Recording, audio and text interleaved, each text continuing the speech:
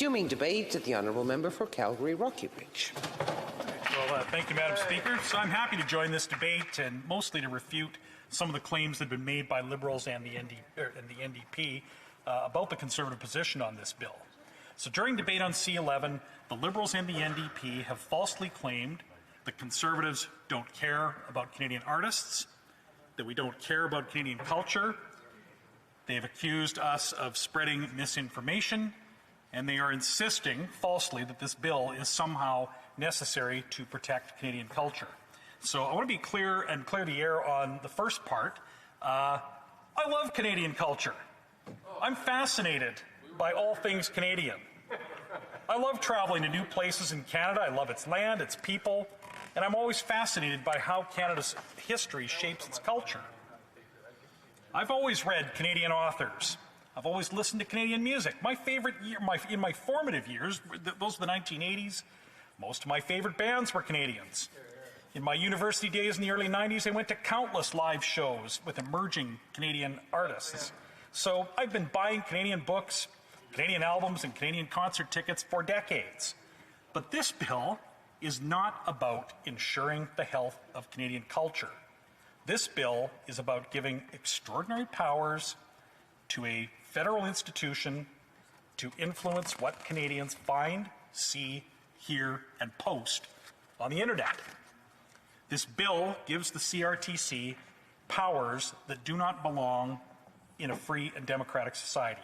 This bill gives the CRTC the power to compel web platforms to favor some content over other content, depending on the CRTC's preference, not the consumer's preference. So this government interference with consumer preference naturally conjures up all kinds of thoughts of governmental control over the arts and access to information from both real history and from literary dystopias. So when Conservatives suggest, or anybody suggests, that this bill is on a spectrum of governmental control that might include Goebbels' Ministry of Public Enlightenment, or the Soviet censorship system, or Orwell's fictitious Ministry of Truth, these Canadians and Conservatives that have engaged in this debate are merely raising the same concerns raised by experts, eminent Canadians, and Liberal-appointed senators. These points have been made by academic experts like Michael Geist. They've been made by eminent Canadians like Margaret Atwood and David Richards. The latter happens to be a Liberal-appointed senator. They've been made by the former CRTC chair, Peter Menzies. And we're raising the points made by contemporary professional digital content creators who have come to committee to say they are desperately worried that this bill is going to destroy their livelihoods. We're not making this up, Madam Speaker. This bill gives power to the CRTC to create winners and losers. It directs the CRTC to separate content from which the CRTC thinks Canadians should find, see, hear, and post, from content that the CRTC thinks Canadians should not be able to find, see, hear, or post. The Liberals and the NDP are welcome to make the argument that that's a good thing, that the CRTC should differentiate between what Canadians should find and what they shouldn't find on the internet. They can make that argument, but they can't argue that this bill does not do exactly that. That's the point of this bill. But what about Canada's 50-year history of mandatory Canadian content for broadcasters? We've heard lots about this in points when members have refuted Conservative speeches. So the Liberals say that this bill is just evening the playing field by treating the internet like old-fashioned TV and radio.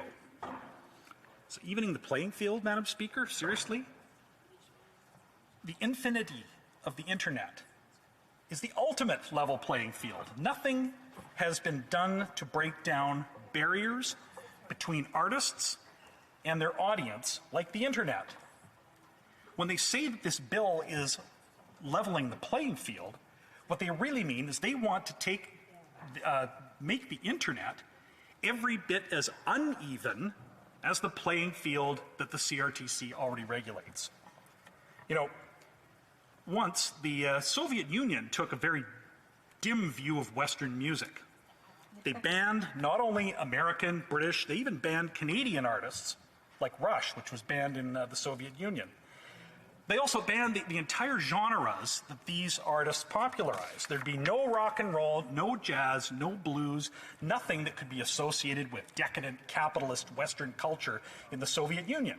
So if you were living in the Soviet Union, all you could get was Russian classical music performed by trusty state-sanctioned and funded orchestras. So imagine being denied the Beatles because they didn't fit in with your government's bureaucrats' ideas of what a model citizen should enjoy. So although C-11 is certainly not promising to ban foreign content from Canadians, but it is proposing to gently suppress foreign or unregistered Canadian content in favor of content approved by bureaucrats at the CRTC. And let no one doubt who leads these bureaucrats. The Liberals always appoint their own when it comes to boards and commissions, including at least one defeated Liberal candidate sitting as a current CRTC commissioner. Which leads us right to the heart of why it's wrong to treat the internet like 1970s radio and television. There's simply no way that a bunch of bureaucrats, handpicked by the Liberals, can be the arbiters of who and what is Canadian content. And despite what the Liberals and the NDP, in particular their House leader, have been saying all night here, there has never been a golden age of Canadian content regulation. Back in the 80s, you knew when a song or a TV show came on that nobody actually liked was on there just because it ticked the boxes and was Canadian content. In the 70s, they made rules. They made a checklist system wherein, if you ticked enough boxes, then you're in, you're Canadian content. And this system was always fraught with problems, and from system gaming. We've heard about this tonight. Remember when Bryan Adams wasn't Canadian enough to be on considered Canadian content, even though he was a Canadian who lived in Canada, lived in Vancouver. But other songs, songs recorded by American bands in Vancouver could qualify as Canadian, maybe if the record producer slipped in a writing credit. So bureaucrats with the power to censor, subsidize, or otherwise make choices on behalf of consumers are the worst arbiters of good taste. That's why the Soviet Union could never make a decent pair of blue jeans. It's also why 80s Canadian TV, well, it's true. You put bureaucrats in charge of something like this, they're not going to come up with what the people really want.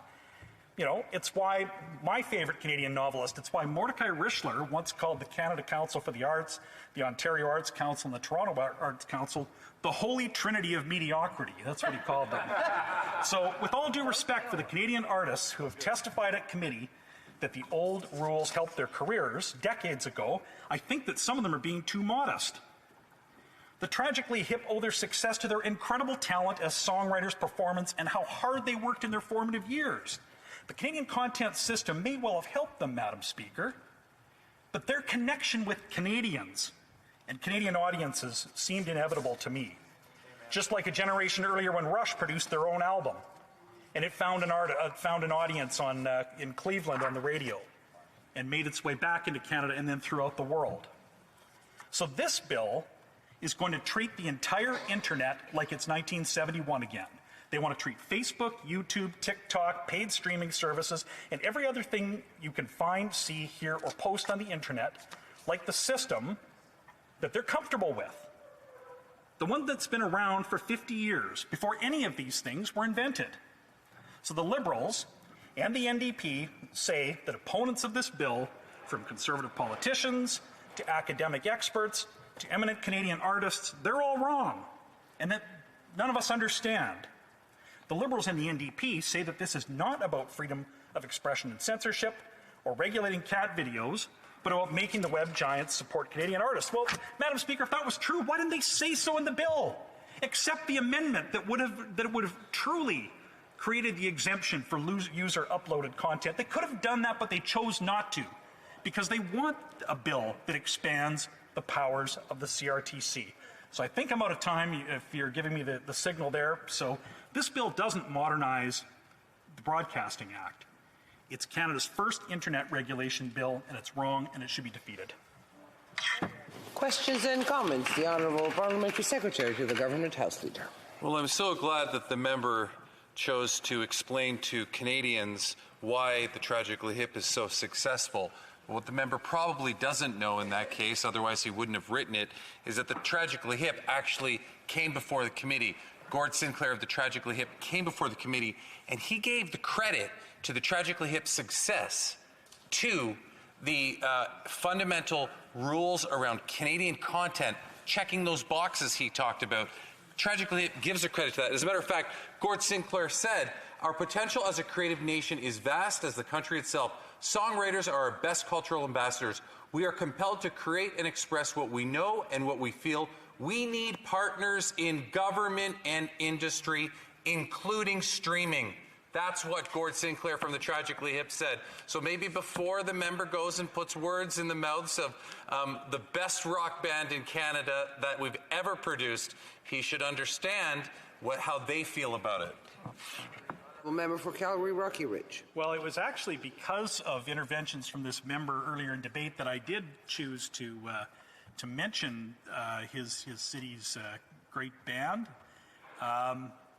and I think that there's a real Canadian value on display, which is modest understatement. And I think that I really believe that that band was so talented and connected so well with Canadians that they could have succeeded under any set of rules. And that's why I mentioned them, and other Canadian artists who will find a way to find an artist. Their talent is irrepressible, and it can't be denied. Questions and comments. Honorable Député de Rosemont-la-Petite. The Honourable Member for Rosemont-la-Petite-Patrie. Thank you, Madam Speaker. I'd like to ask a question that's very specific, because there's a need to amend and modernize the Broadcasting Act because the system is broken. It's a system that was built in the 70s, the 80s, that doesn't reflect digital broadcasters. Pierre Lapointe, a Quebec singer who's well known, told us at the Adisc Gala a few years ago that a song that he made that was listened over 1 million times on Spotify, 1 million times, earned him $500.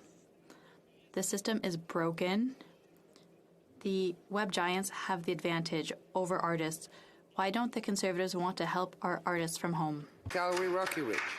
Well, I would say, for one thing, why didn't then the government, and I guess this member is sort of a part of it, or his party is governing with the Liberals, but why not exempt user-generated content and the uploading of user-generated content?